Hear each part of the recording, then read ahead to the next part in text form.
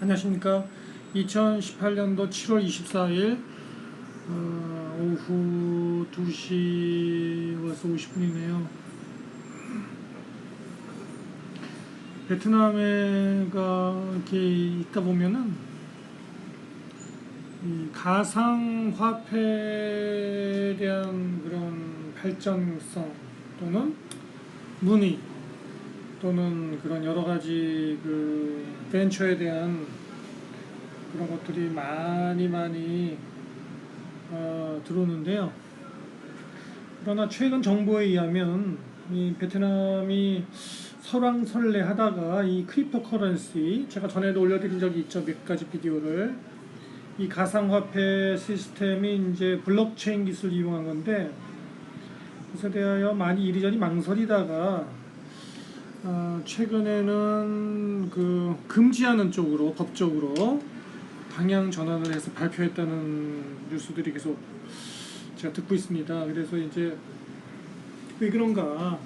베트남은 이제 한두 가지 원인이 있는데, 두 가지 원인을 들면은, 사실은 베트남은 이런 가상화폐나 또는 다단계 사업이라든지 네트워크 사업, 또는 뭐 게임 사업 중에서도 뭐 카지노 게임 사업 이런 거, 약간은 좀 그 대중성이 강한 것들, 좀 더 구체적으로 얘기하면은 약간 사행성인 거, 냄새가 나는 좀 대박 한 방에 갈 수 있는 거, 그런 것에 대한 관심이 굉장히 많은 곳이고 그런 게 잘 되는 곳입니다. 그러다 보니까 사실은 이 그 블록체인 기술을 발전시키고 또 뱅킹도 발전시키고 하는 것이 베트남 정부의 목표인데, 자칫 잘못해서 이 가상화폐를 허용했을 경우에 자칫하면 온 국민이 그냥 다 여기 매달리는, 그죠?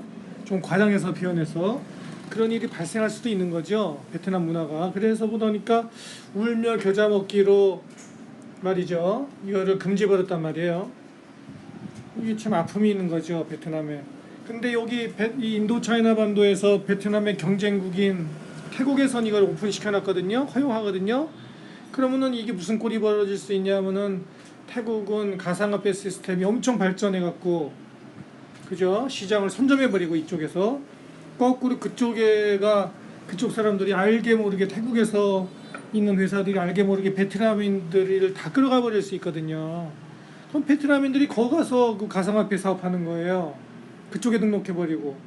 이런 일이 벌어질 수 있기 때문에 이 난관, 이게 이럴 수도 없고 저럴 수도 없고 이러한 것입니다. 저도 그래서 이거를 여기서 예의주시하고 있는데, 왜 예의주시하고 있냐면은 저하고도 관련이 많아서 저도 이거를 참여해야 되나 말아야 되나. 참여하는 방법은 개인의 자격으로 참여할 수도 있고, 이쪽에 시스템의 그 본류에 그 참여할 수도 있고, 여러 가지 방법이 있거든요. 기술을 가져올 수도 있고 조인 시킬 수도 있고 여러 가지 방법들이 있는데, 하여간에 그렇습니다. 이 골치 아픕니다 이거. 어떻게 보면은 미래 시장에서 가상화폐가 어떤 새로운 화폐 수단으로 발전할 가능성은 분명히 있거든요. 다만 문제는 너무나 많은 가상화폐 업체들이 난립하기 때문에, 과연 이렇게 많은 그 가상화폐 회사들 중에서 수많은 이 코인들 중에서 어떤 것이 진짜 성공을 할지를 모르겠다는 것이죠. 그런 것들 때문에 고민입니다. 하여간 근데 여기에 대한 그 스위스의 예입니다. 이 스위스의 예를 베트남 신문에 놨네요. 그것은 이 베트남 정부 관계 당국의 고민을 이렇게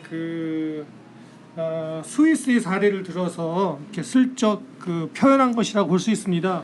이 베트남 신문, 영자 신문은 제가 알기로는 이게 그 관에서 베트남 정부에서 다 통제하는 신문이거든요.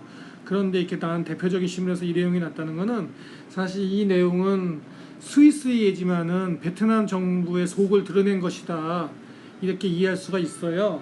따라서 제가 이 내용을 좀 리뷰 같이 하면서 도대체 이 가상화폐가 어떤 문제가 있는가 하는 것을 좀 들여다보겠습니다. 이 내용은 이제 제목은 어떻게 되어 있냐 하면은 제목은 이 가상화폐 사업이 스위스를 풀리 떠나고 있다. 왜 떠나고 있느냐? 스위스에는 원래 은행 시스템이 발전한 나라였는데 스위스가 애당초에는 그 가상화폐 시스템을 갖다 많이 받아들였죠. 빨리 시작했죠. 얼리 스타트 했는데 가상화폐들이 회사들이 많다 보니까 문제를 일으키는 거예요.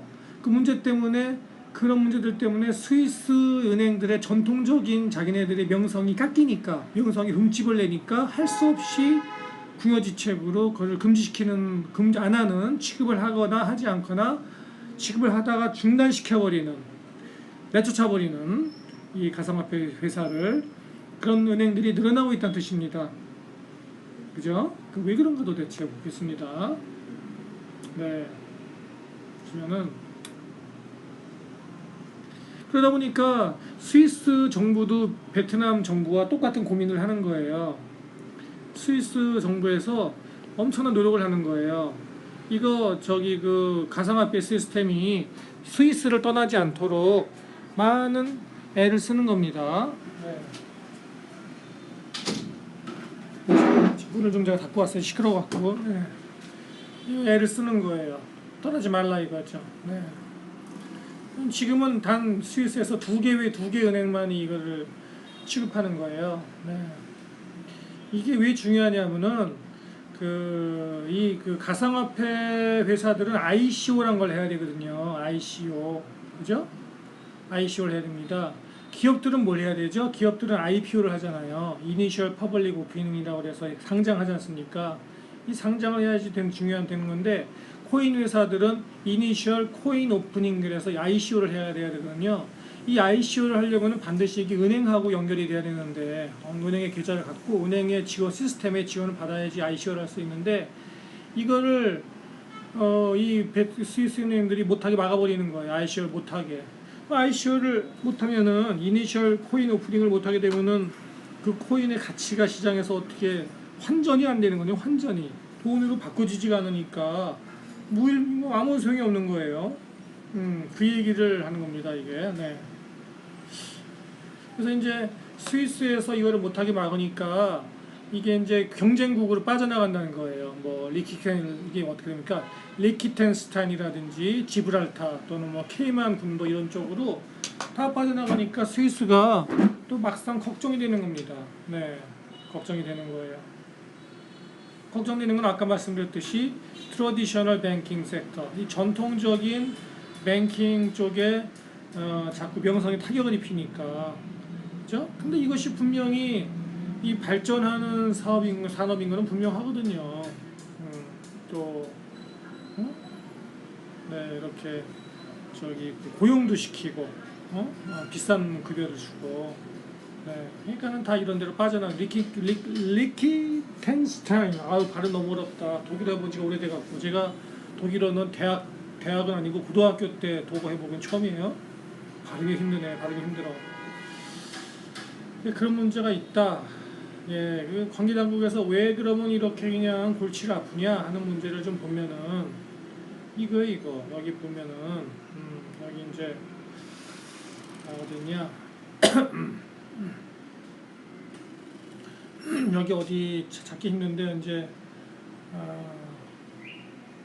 이거 네. 여기 전혀 중요한 문제가 이 사기 가능성, 투명성의 문제. 그죠? 이게 심각한 문제다 이거예요. 이게 이 두 문제가 있다는 거. 또 뒤에 또 하나 더 나오겠지만은 또 하나의 더 문제는 뭐냐면은 자금 세탁. 이 가상화폐 시스템을 이용한 검은 자금의 자금 세탁과 사기의 가능성과 투명성의 부족, 이 세 가지가 축입니다. 걱정하는 것이. 그래서 이것에가 비트코인에서 심각한 문제가 있었죠, 그죠? 이더 시스템도 그렇고, 네. 이디엄이라고 하나요? 그런 거, 네. 그래서 이러한 것. 그래서 특히 미국에서 이런 것에 대해서 많이 규제를 강화하고 있죠. 특히 자금 세탁과 관련해 갖고요. 이러다 보니까 어려움이 있는 겁니다. 산업은 키워야 되는데 베트남도 똑같은 문제가 있고요. 다음 페이지 보겠습니다. 그래서 이것을 어떻게 하느냐, 여기서 여기 내용은 다 그런 얘기예요. 다 빠져나간다는 얘기예요. 그죠? 네. 빠져나가는데 특별히 문제가 되는 게 뭐냐, 이겁니다. 이거 AML, 이거 Anti Money Laundering, 그죠? 네. 반 자금 세탁법, 그죠? 또는 은행 내부에도 규정이 다 있죠. 이 반 자금 세탁법을 따르는 은행의 그 내부 룰이 있습니다. 그 룰을 준수해야 되는데, ICO 같은 걸 하려면은 저기 코인 회사들이, 비트코인 같은 뭐 이런, 또는 가상화폐 회사들이 그 관련 규정을 준수해서 자금 세탁을 한 돈이 ICO나 이런 데 투자되지 않도록 해야 하는 절차를 밟아야 되는데, 뭐 되게 합니까?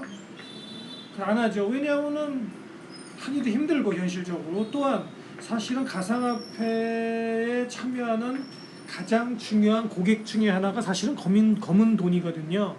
돈 세탁하려는 사람들이 가상화폐를 사실 선호하기 때문에 그 사람들이 큰 시장 참여자들인데, 그거를 막아버리면 또 가상화폐가 더 안 크는 거예요. 이러한 그 딜레마, 영어로 하면 임패스라고 하죠. 임패스. 영어로 하면 딜레마 또는 임패스. S가 두 개입니다. S에서 이런 앞뒤로 앞으로도 못 가고 뒤로도 못 가고, 그런 시스템, 그런 어떤 고민을 하고 있는 것이죠. 하여간에 여기 보면 이 ICO가 안 되면요, ICO가 여기서 ICO에 나오면 이게 안 되면은 돈이 묶이는 거예요. 돈을 못 바꾸는 거예요. 아무리 코인을 많이 갖고 있으면 뭐해요? 돈으로 환전이 안 되는 거예요.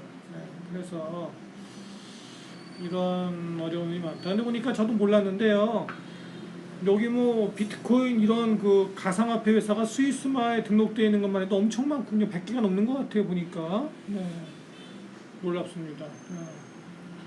네. 그럼에도 불구하고 많은 이런 가상화폐 회사들이 명멸하는 겁니다. 네. 10개가 생긴다고 100개가 생긴다고 다 성공하는 게 아니고요. 그 중에 몇 %만이 살아남는 거죠. 나머지는 못하는 거예요. 살아남기 힘든 거예요.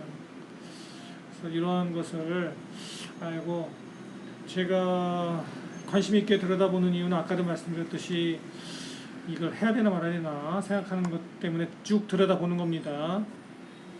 베트남도 고민입니다. 아까 말씀 또 드리지만은 여기 안 하면은 분명히 태국은 허용하니까 태국으로 다 몰려갈 텐데, 그럼 태국에서 베트남인들을 다 끌어가 버려서 그쪽에다 가입시켜 버리면은 남 좋은 일 시키는 거 아닌가 하는 생각도 있을 수 있어요. 어떻게 될까요? 네, 여러분들도 또 이거 직접적인 관심은 없는 분도 있을 수 있으나 하여간에 관심은 가져보시기 바랍니다. 감사합니다. 재밌으셨으면은 좋아요 버튼 눌러주시고요. 제가 2개의 사이트를 운영해요. 하나 사이트 있고 또 하나 사이트 있고, 두 쪽에다 웬만하면 다 올리니까 뭐 편한 데 들어와서 보시기 바랍니다. 감사합니다.